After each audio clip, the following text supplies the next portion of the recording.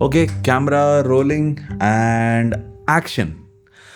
What if the career your family already picked for you isn't the one you are meant to live? On October 4th, 1957, people all around the world stepped outside their homes and looked up at the sky. Something man made was flying over their heads for the very first time in human history. It was called Sputnik. For most people, it was just something exciting to talk about the next day and then simply forget. But in one small coal mining town in America, a teenage boy watched that light move across the sky and his whole life quietly took a turn. His name was Homer Hickam. His father ran the coal mine in the town, and that meant Homer's future was already fixed even before he was old enough to have his own opinion about it. You worked in the mine, your father worked in the mine, his father worked in the mine, and that's just how it was.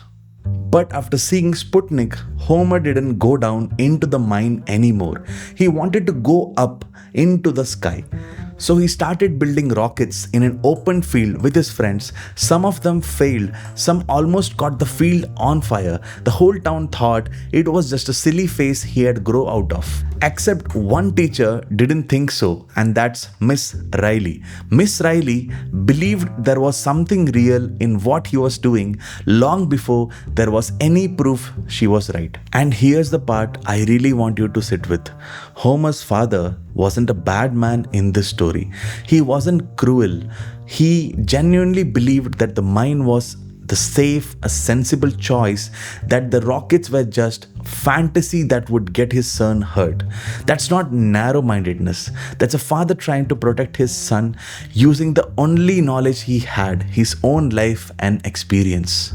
Homer's rockets eventually got good enough to enter the National Science Fair, and Homer Hickam went on to become an actual engineer at the NASA. This really happened, and that, my friends, is important because this means this isn't a small, just a nice ending that is made up for a film. It's real life. Here's why I keep coming back to this film, October Sky. Most of us didn't grow up in a coal mining town, but almost all of us grew up somewhere with an answer already decided for us. Do engineering, do medicine, take over the family shop, get a stable government job, walk the same path someone before you already have walked because it worked for them, so it definitely must work out for you too. And when the thing you actually want doesn't fit anywhere into that plan, it's very easy to think the problem is you. You are being unrealistic, maybe even ungrateful. Homer Hickam didn't leave his town because he thought it was small or lesser. He left because something crossed the sky one night and it made a different life feel possible.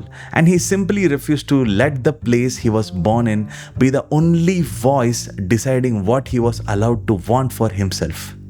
If your family or your circumstances never planned for your dream, that doesn't mean your dream is wrong. It just means you are still waiting for your own Sputnik moment and maybe your own Miss Riley, someone who believes in you before you have any proof to show them.